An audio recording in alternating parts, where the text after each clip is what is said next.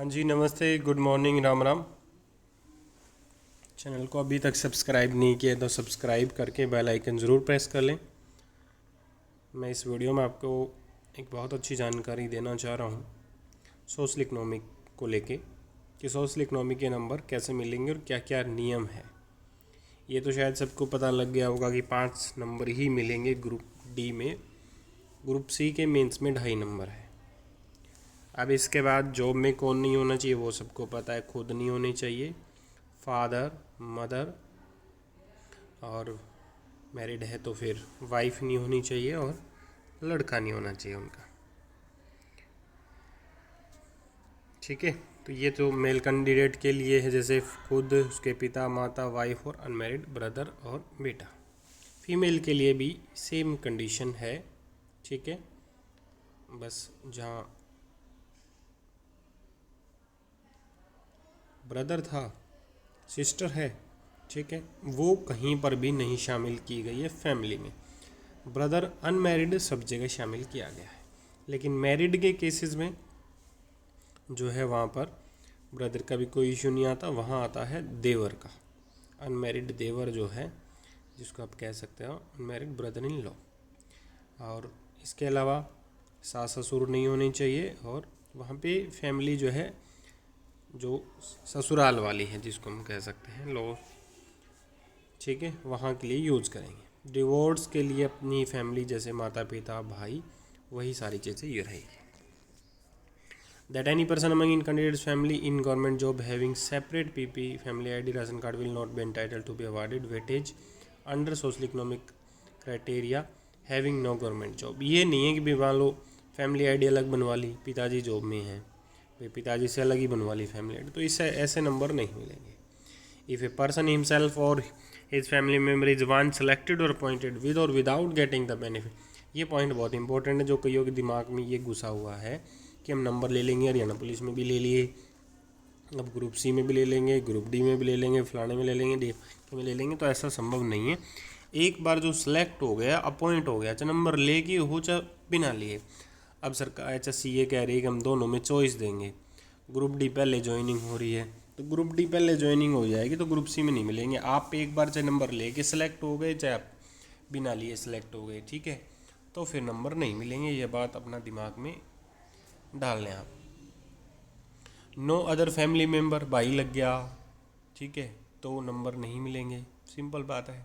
तो परिवार में भी कोई भी वेटेज ले ले इसकी। No other family member shall be considered for weightage for selection appointment to the same or any other post for which application has been submitted by any member of the family। ठीक है, कई ये कहते हैं जी मेरे दोस्त ने ले लिया, तो भाई एक ही बार चांस मिलेगा, कोई ले लो परिवार में एक। हाँ, लेकिन सिस्टर शामिल नहीं है, मैं फिर बार बार कह रहा हूँ। दैट नो पर्सन, 6 पॉइंट को देखिएगा, ग्रोस इनकम 1,80,000 से नहीं होनी चाहिए। I may be allotted weightage under social economic criteria having no government job. ठीक है, जॉब तो होनी नहीं चाहिए, फैमिली इनकम भी 1,80,000 से कम होनी चाहिए। That I fully understand the marks are given on the basis of information supplied by me. आप इंफॉर्मेशन दे रहे हो सही गलत की, इस बात को दिमाग से निकाल दीजिए कि भाई मेरी तो फैमिली आईडी में तो 1,80 से कम है, इनकम मेरी 10 लाख है, 5 लाख है, 6 लाख है, जो भी है, लेकिन प्राइवेट है तो डायरेक्ट अकाउंट में पैसे नहीं आते। इस तरह की बातें कई बेतुकी बातें करते हैं। तो प्राइवेट जॉब हो भले, ठीक है, इनकम 1,80,000 से नहीं हो चाहिए, कोई भी सोर्स से हो। आप अगर गलत इन्फॉर्मेशन देते हैं, even if without these marks और weightage also my name would have figured within the select list recommendation list, I also understand that criminal action can be taken against me for providing wrong और false information. Criminal action भी उसके खिलाफ लिया जा सकता है। That the deponent shall not take advantage of the certificate issued by the competent authority if in meantime मतलब हम समझते हो उस टाइम के दौरान any other eligible person in my family obtain the benefits. ये जो पॉइंट जो ये कहते हैं जी लास्ट डेट के हिसाब से, तो ये पॉइंट ये कहता है कि आप किसी भी टाइम के दौरान, मान लो फार्म तो भर दिए दोनों भाइयों ने, लेकिन अब आगे चल रही है प्रोसेस, फलाने का जी मेरे भाई का तो रेलवे में हो गया, मेरा तो वहाँ हो गया, मेरे भाई का तो वहाँ हो गया, तो इस केस में भी अगर आपकी फैमिली में कोई तो बेनिफिट आपको नहीं मिलेगा। ठीक है, verified that the contents of all the papers, तो ये सब सही है। ये चीज़ें आपकी वेरिफिकेशन है, आपने देनी है, इस बात का आप ध्यान रखेंगे। ठीक है, इस चीज़ को आप ध्यान में रख के ही आप नंबर के लिए अब आगे जाएंगे। ठीक है, जो कई ये कहते हैं कि भाई 1,80,000 वाले, तो वो देख लो gross income of the family from all sources, salary हो, एग्रीकल्चर हो, बिजनेस हो, प्रोफेशन, कोई भी चीज़ हो। ठीक है, एग्रीकल्चर वाली भी इनकम मानी जाएगी, बिजनेस वाली मानी जाएगी, प्राइवेट जॉब कर रहे हो, प्रोफेशन कर रहे हो कोई, वो भी मान, तो 1,80,000 से नहीं होनी चाहिए ज़्यादा। ठीक है, इस बात को आप ध्यान रखें।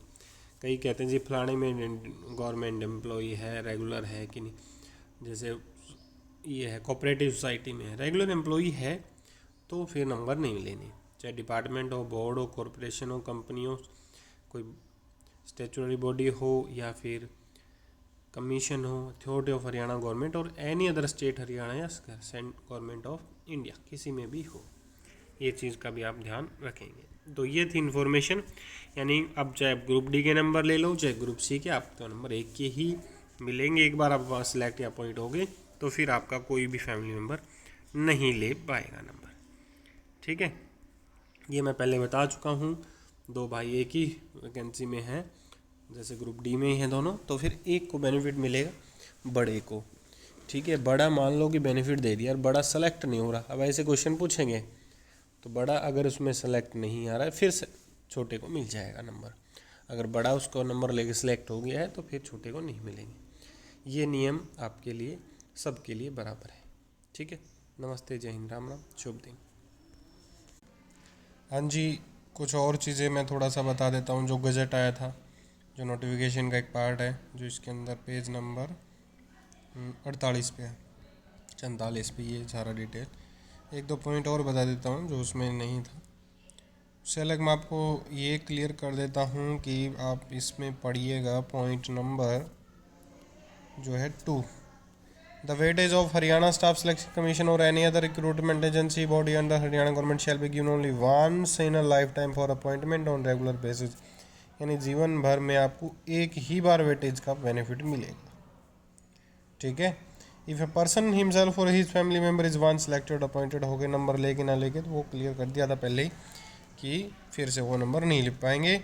हाँ, लेकिन वन सिलेक्टेड और अपॉइंटेड में एक चीज़ ये ज़रूर है कि जिनकी सर्विसेज टर्मिनेट कर दी गई due to revision of selection list, जैसे अभी कलरक में हो गया, बाहर हो गई, तो वो कहने में तो पहले जॉब थी, लेकिन वो नहीं मानी जाए क्योंकि वो रिवीजन ऑफ सिलेक्शन लिस्ट के कारण हुआ है, या कोई कोर्ट केस की वजह से हुआ है। ठीक है, कोई केस वगैरह में, तो उस केस पर्पज में ये चीज़ें इग्नोर कर दी जाएंगी। ठीक है, उस केस में मान लो जो कलरक में भी ले लिया, वहाँ सेलेक्ट हो गए, अब बाहर हो गए, तो अब वो दोबारा बेनिफिट ले पाएंगे। ठीक है, इफ़ एट ए टाइम 2 और मोर फैमिली मेम्बर बिकम एलिजिबल, ये आपको मैं पहले बता दिया था, अगर जो भी परिवार में एक से ज़्यादा कैंडिडेट हैं, तो उस केसेस में जो है, जो एक बड़ा रख दो पानी, एक जो बड़ा है वो उसको मिल जाएंगे। यहाँ देर का एल्डेस्ट अमंगेस्ट द 2 और मोर एलिजिबल फैमिली मेम्बर्स। ठीक है, तो if a person resign from government service while working on regular basis, इस केस में भी वो दोबारा से नंबर नहीं ले पाएगा कि मैं तो फलानी में रिज़ाइन कर दिया था, अब तो नहीं है, तो पास्ट में नौकरी हो तो भी नहीं मिलेंगे, भले रिटायरमेंट हो गई हो, ठीक है, आपके पिताजी की या किसी की, तो ऐसे केसेस में भी नहीं मिलेगा। ठीक है, तो ये पॉइंट का भी आप ध्यान रखिएगा। थैंक यू, शुभ दिन, राम राम।